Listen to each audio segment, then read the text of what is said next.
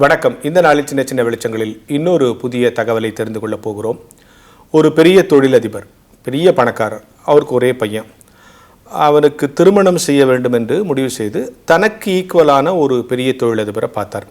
இன்னொரு தொழிலதிபர், அவருக்கும் ஒரே பெண், 2 பேருக்கும் மனம் முடிச்சிட்டாங்க, நிச்சயமாயிருச்சு.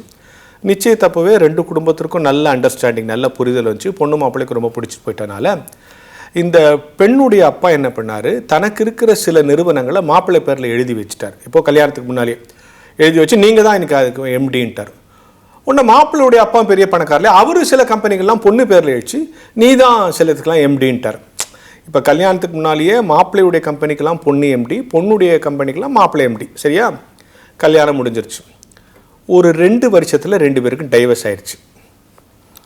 டைவர்ஸ் ஆன உடனே இவன் மாப்பிள்ளை என்ன பண்ணால், ஏன் நிறுவனத்தில் நீ இருக்கக்கூடாதுன்னா, இவன் ஏன் நிறுவனத்தில் இருக்கக்கூடாது, 2 பெரிய பிரச்சனையாகி நீ தலையிடக்கூடாது அப்படின்னுலாம் வழக்குலாம் போய் கோர்ட்டுக்கு போய் ரொம்ப நாள் கோர்ட்டில் வழக்கு நடந்து உச்ச நீதிமன்றத்துக்கு அது தீர்ப்பு போயிடுச்சு. உச்ச நீதிமன்றத்தில் சொன்னாங்க, திருமணம் அடிப்படையில் தான் கணவன் மனைவிங்கிறனால தான் இதை பரிமாறிக்கிட்டாங்க, நீங்கள் திருப்பி அவங்கவுங்க கம்பெனி அவங்கவுங்களே எடுத்துக்கலாம் அப்படிங்கிற மாதிரி ஏதோ வாதாடி தீர்ப்பாயிருச்சு. ஸோ இந்த கம்பெனியை நீயே எடுத்துக்கலாம், உன் கம்பெனியை நீயே எடுத்துக்கலாம், உன் கம்பெனியை நீயே எடுத்துக்கலான்ட்டு சொல்லியாச்சு.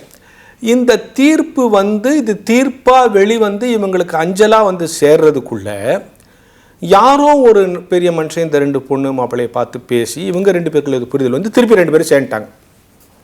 ஆச்சா, உங்களுக்கு ஒரே குழப்பமாக இருக்குல்ல? நடந்த விஷயங்கள் சேர்ந்துட்ட பிறகு அந்த தீர்ப்பு ஒன்றும் இல்லாமல் போயிடுச்சு. இப்போ இந்த தீர்ப்பை எடுத்துகிட்டு போய் அந்த ஜட்ஜிக்கிட்ட ஒருத்தன் கேட்டானா, தீர்ப்பு கொடுத்தியே சுப்ரீம் கோர்ட்டில், அதை யாரும் ஒன்றும் மதிக்கிற மாதிரி தெரியல. அவங்க 2 பேர் திருப்பி சேர்ந்துட்டாங்க. அதே மாதிரி இவன் கம்பெனி அவன் பார்த்துக்கிறான், அவன் கம்பெனி அவன் பார்த்துக்கிறான்.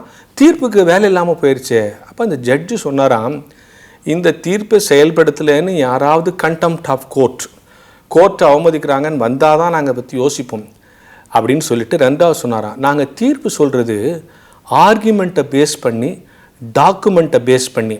ஆனால் இங்கே நடந்திருக்கிறது சென்டிமெண்ட் விஷயம், இதில் தீர்ப்பு தலையிட முடியாதுன்னு சொன்னாராம். இதை நான் ஏன் சொல்கிறேங்கிறத நீங்கள் புரிஞ்சுங்க.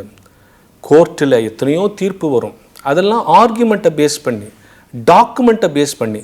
சென்டிமெண்ட்டுக்கு முன்னால் அதெல்லாம் ஜெயிக்க முடியாது. 2 மனசு ஒத்து போயிட்டா சுப்ரீம் கோர்ட் ஆர்டர் கூட ஒன்றும் கிடையாது.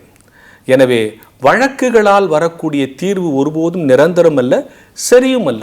ஏனால் மனித மனங்கள் ஒவ்வொரு நிமிடமும் மாறக்கூடியது. எனவே மனங்கள் இணைந்ததற்கு பிறகு இந்த சட்டம், இந்த இபி கோர்ட் இதெல்லாம் ஒன்றும் இல்லாமல் போயிடும். எனவே மனதை ஒருவர் சேர்த்து வைத்து கொண்டால் அல்லது ஒருவரோடு ஒருவர் பொருந்தி போய்விட்டால் வழக்குகள் எல்லாம் ஒன்றுமில்லாமல் போய்விடும். வழக்கை காரணம் காட்டி, தீர்ப்புகளை காரணம் காட்டி எத்தனை நாள் உங்கள் வாழ்க்கையையும், உங்கள் வயதையும், உங்கள் இளமையையும், உங்கள் நிறுவனத்தையும், உங்கள் பள்ளிக்கூடங்களையும் நீங்கள் வீணெடுத்து கொண்டு போயிருக்க போகிறீர்கள்.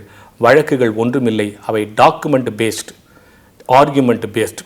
சென்டிமெண்ட்டாக சில விஷயங்களை முடிவெடுத்தா வழக்கு கூட ஒன்றுமில்லாமல் போய்விடும் என்று இந்த நேரத்தில் எனக்கு சொல்ல தோன்றுகிறது. புரிந்தவர்கள் புரிந்து கொள்ளுங்கள் என்கிற ஞான வெளிச்சத்தோடு இந்த நாளை தொடங்குவோம்.